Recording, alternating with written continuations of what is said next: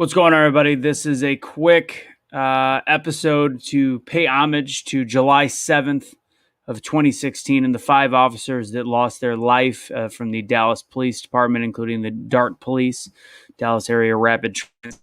Give you guys an idea that this is actually what started Be The Change. Be The Change started from the night of that shooting and what happened. And we are now 5 years later. And sadly, I believe as though we have regressed drastically in this country in terms of taking responsibility. But again, this was 5 years ago. And I want to give a quick bit of respect and shout out to the officers that were killed that day.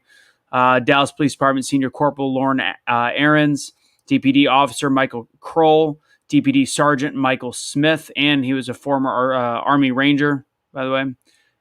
Been with the department since 1989. DART Officer Brent Thompson and a previously enlisted Marine.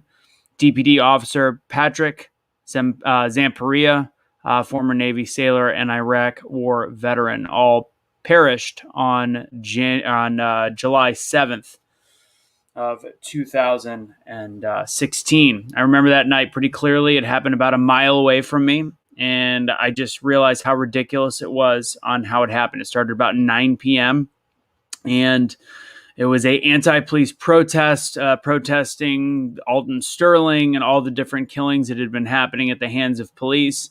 Reminding you that Alton Sterling, might I add, was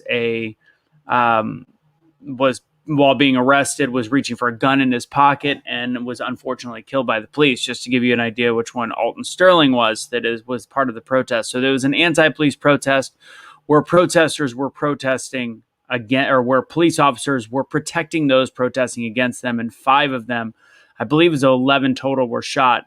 5 police officers lost their life that day. And I realized in that moment that we as a country had completely lost our way and continue to today.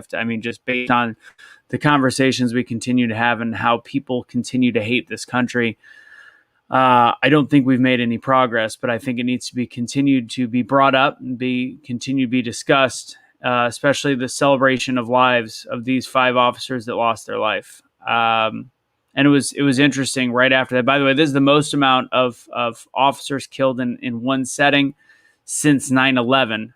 So the greatest tragedy for the police force in one event since 9/11. And what people realized that day is there was a lot of pride in the police. There was buildings lit up. I lived downtown Dallas, and we had buildings lit up in support of the police, the Blue Line, all these different things, and how easily that was forgotten. There was 5 police officers killed that day. At the same token, what we yell at the top of our lungs about in terms of unarmed people killed by the police was literally in a whole calendar year last year was less than 3 times that in terms of the African-American community, which is again what that protest was relating to, the Black community. So again, and there is hundreds of thousands of police interactions that go the right way. And in one sitting, just like that, 5 police officers who were just protecting those that in that moment hated them and where their lives were lost. So in that time, I wrote a manifesto regarding what I believed that we needed to do as a country, which was start taking responsibility and pride in our actions. What's up, Joey? I will see you in a couple weeks. That is true. Take pride in our actions and take a realization and self-responsibility for what we do in our life. No longer can we celebrate criminals that accidentally die at the hands of police. As tragic as it is, by celebrating it, we are continuing the hate on the police officer that has a very difficult job and has to use simple means in order to do it. And we continue to see issues with policing because we're taking away police officers' right to actually control a situation with a bunch of people that hate them. It's very scary. So again, I want to do this quick little live and talk about this because those 5 men were heroes. That day they lost their life, and hopefully they go down as a martyr. Not the people that are going down as martyrs, but they go down as martyrs eventually in time and in history, sooner than later. I hope to show that we can actually die for what we believe in and show that strength.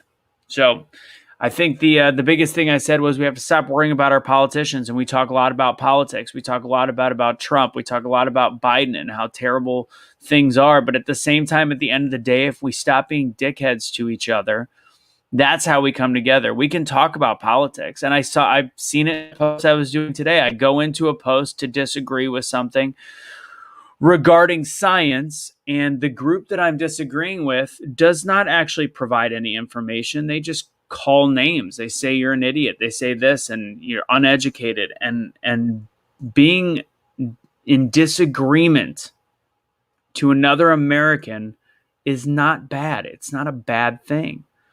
But actually shaming them without providing any information, if you don't have anything to say but you're an idiot, or you're not worth it, you're uneducated, don't take the time. I've never done that on anybody's post. If I have a disagreement, or if I have a grievance, I will state what it is, why I have it, and why I feel differently. If you can't do that, don't comment. We need to start being humans again, as Rob said right over here. And yes, Amy, I agree. I'd rather be an idiot than dead. So I wanted to let people know, if you don't know the backstory on BeTheChange, it was really based on a post I wrote the next day after this shooting on July 7th. It got me a lot of trouble with the previous company because I called out Obama. I called out the fact that he did not take, I didn't think he'd take this seriously.